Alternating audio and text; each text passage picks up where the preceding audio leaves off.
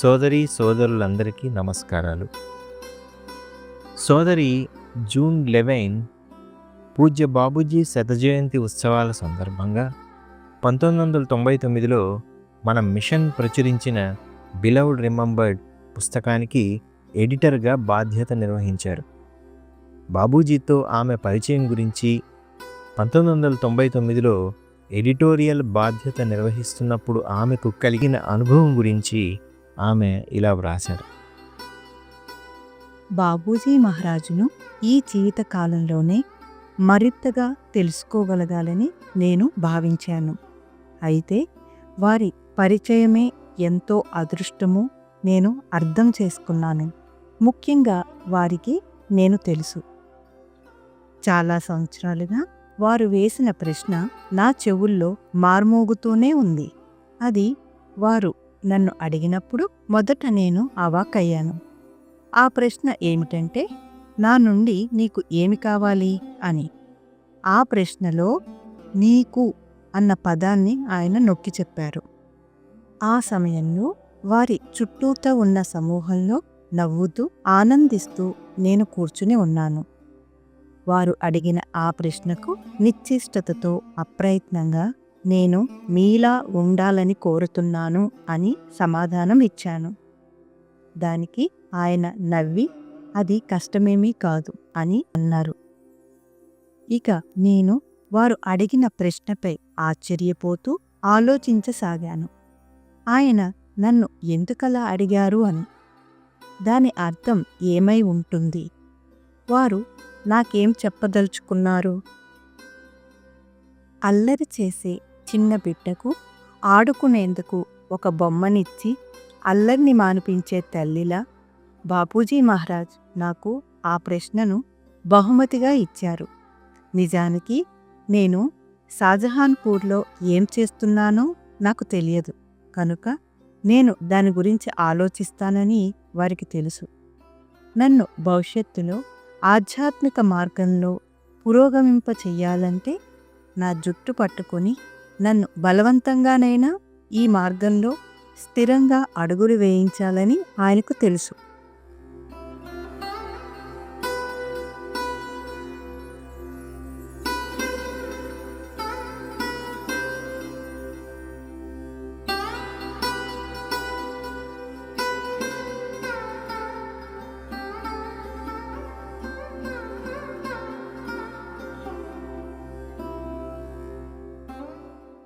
ఈ పుస్తకానికి సంపాదకత్వం వహించడం నాకు బాబూజీ ద్వారా లభించిన ఒక అత్యద్భుత అనుభూతుల సమాహారమే అని చెప్పాలి.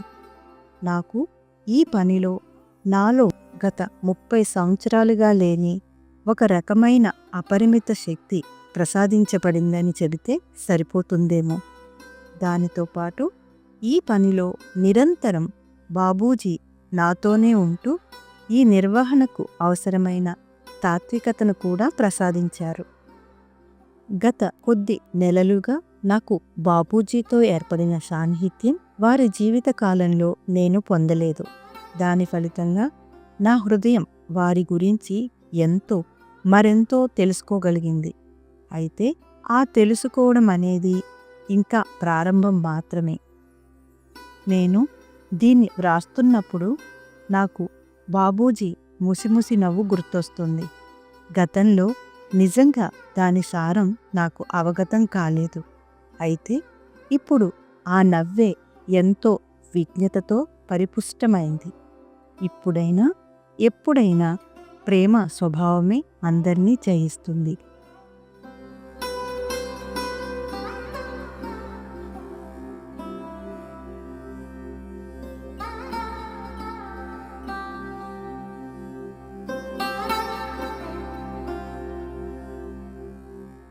Adopt easy means for gaining the easy thing. Dogmas can do you no good. It is only the practical thing that can weave your destiny under the guidance of one who has measured the distance and has discovered the original source. There are such men in India who can very easily guide you to the destination so near and dear to you. But the selection you have to make yourself. For a hint to guide you in your search, I may say that where you find the idea of service with no selfish motive of the guide, there rests the real thing. One more thing to take into account especially is to know and to be sure that one who can foment you with his own internal divine power to make your task easy is the only capable hand for spiritual guidance. To get such a man is a sure sign of successful solution of the problem of life. For you all, I pray that the seekers may get such a guide. Amen. I think now there remains little on my part to pray for your spiritual elevation when you get such a man as your guide. As in duty bound, I wish that you all see the light of the day. Babuji 125వ జయంతోత్సవాల సందర్భంగా వారి సన్నిధిలో అభ్యాసులకు కలిగిన అనుభూతులు అనుభవాల ఆధారంగా ఈ 2024 జనవరి 7 మొదటి ఆదివారంతో ప్రారంభించిన సందేశమాలిక సిరీస్ ఈ ఆదివారంతో ముగుస్తున్నది. ఇప్పుడు మనం విన్న సోదరి జూన్ లెవైన్ గారి అనుభూతి ఈ సందేశమాలిక శీర్షిక గురించి ఈ సంవత్సరమంతా పనిచేసిన తెలుగు సోషల్ మీడియా బృందం యొక్క అనుభూతికి 100% ప్రతిబింబిస్తోంది.